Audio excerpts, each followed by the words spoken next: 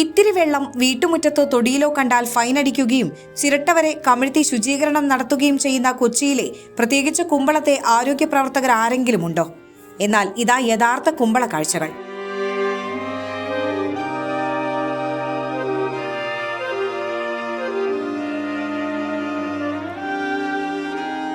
കൊച്ചി എന്ന സ്വർഗീയ സുന്ദരിയുടെ മടിത്തട്ടിൽ ആവോളം കൊതിയോടെ താമസിക്കാനെത്തുന്നവരുടെ ടൂറിസം തലസ്ഥാനത്തെ ഒരു ഗ്രാമ കാഴ്ചയാണിത്.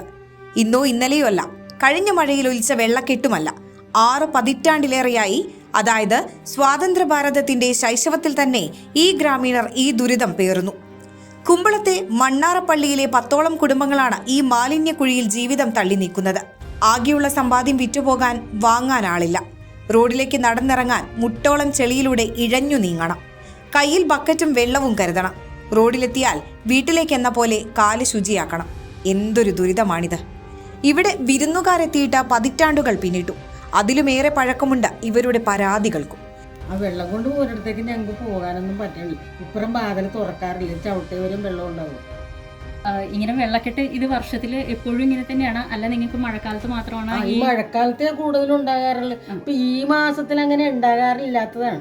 അപ്പൊ ഈ മാസം തുടങ്ങി ഇപ്പൊ വെള്ളം തന്നെയാണ്. വെള്ളം ഇതിപ്പോ പുഴയിൽ നിന്ന് വന്നിരിക്കുന്ന വെള്ളം പോകാൻ വേറെ വഴിയൊന്നുമില്ല. വേറെ വഴിയില്ല. ഇത് ഇവിടെ തന്നെ വെയിലും കഴിഞ്ഞ് ഇങ്ങോട്ട് പോരിയാണ് വെള്ളം. ഓക്കെ, അപ്പൊ വീടിന്റെ ചുറ്റും ഇതിപ്പോ കെട്ടിക്കിടന്ന പോലെ തന്നെ അഴുക്ക് വെള്ളം ചുറ്റിനും കിടക്കണത്. അപ്പൊ നിങ്ങൾക്ക് വീട്ടിൽ നിന്ന് പുറത്തിറങ്ങണമെങ്കിൽ ഈ അഴുക്ക് വെള്ളത്തിൽ ചവിട്ടി വേണം പോകാനായിട്ടൊന്നും. അത് കാരണം ഞാൻ ഒരിടത്തായിട്ട് ഇപ്പൊ പോകാം. എന്റെ കാലും കൂടി പഴുത്തിട്ട് എനിക്ക് ഒരിടത്തായിട്ടും പോകാൻ പറ്റണില്ല. ഈ വെള്ളം ചവിട്ടി വരുമ്പോ കാല് പഴുക്കണം. കഴിഞ്ഞ തലമുറ ചെയ്ത പരാതി നൽകൽ ഇവർ ഇപ്പോഴും പുതുക്കിക്കൊണ്ടേയിരിക്കുന്നു. അല്ലാതെ എന്ത് ചെയ്യാൻ? മുഖ്യമന്ത്രിക്കും പരാതി നൽകിയിട്ടുണ്ട്. ഇനി അതിന്റെ കുറവായി കാണണ്ട. വീടിന്റെ വാതിൽ തുറന്നാൽ അകത്തേക്ക് എത്തുന്നത് മലിനജലമാണ്. കൊതുകും ഇഴജന്തുക്കളും വേറെ. മലിനജലത്തിൽ കൂത്താടികളുടെ വിളയാട്ടമാണ്. ആര് കാണാൻ? പഞ്ചായത്ത് മെമ്പർ മുതൽ മുഖ്യമന്ത്രി വരെ മാറി മാറി കാലങ്ങളായി പരാതി നൽകുന്നുണ്ട്. പണ്ട് വേലിയേറ്റത്തിൽ ഒഴുകിയെത്തുന്ന ഉപ്പുവെള്ളം വന്നിരുന്ന ചാലുകളിലൂടെയാണ് ജലമെത്തുന്നത്.